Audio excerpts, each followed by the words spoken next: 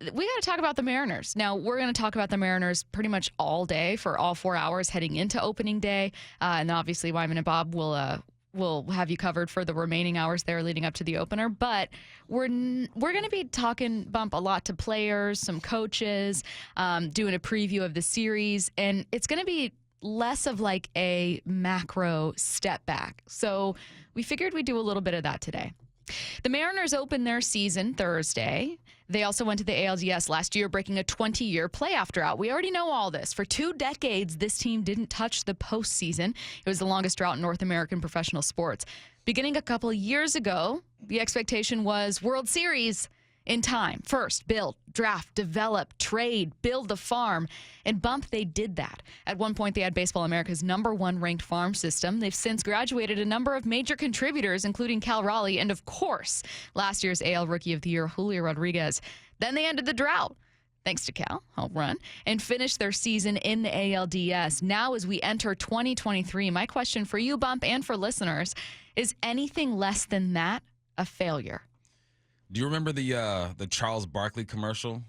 Anything less would be uncivilized. I think it was a speed stick Charles commercial. Barkley Or so something. much. Speed stick or right guard or something. Yeah, it would be uncivilized. That's how I feel about the Mariners right now. And it's a privilege to be able to speak about this team and say, it's playoffs or nothing.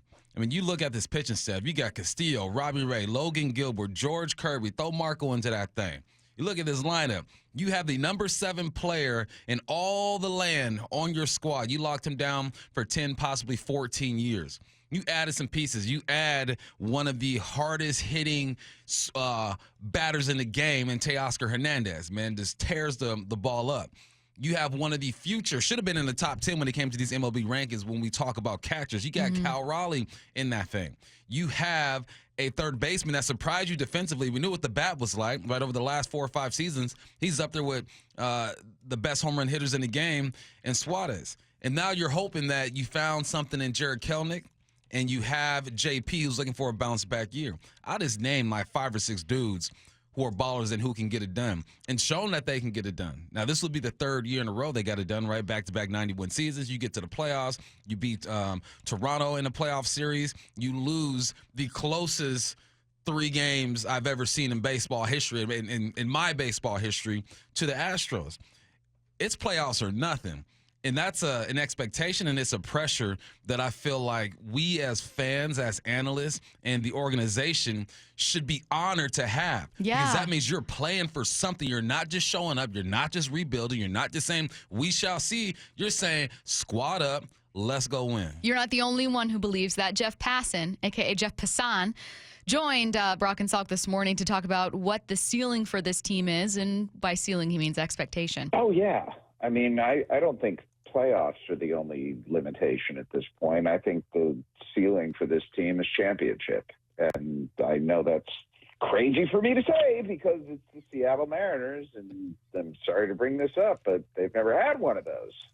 So the idea that they are coming in with a roster that is championship caliber this year, I think speaks to the success of this rebuild. Like, we can say pretty definitively now, it's worked. And I think it has a chance to work even better this year than it did last year. All right.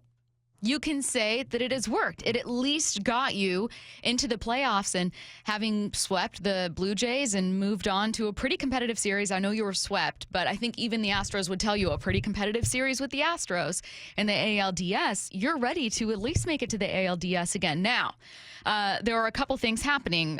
For starters, you were really lucky with your pitching health last year. Another thing Jeff Passan points out. An enormous part of the Mariners' success last year was the health of their starting pitching.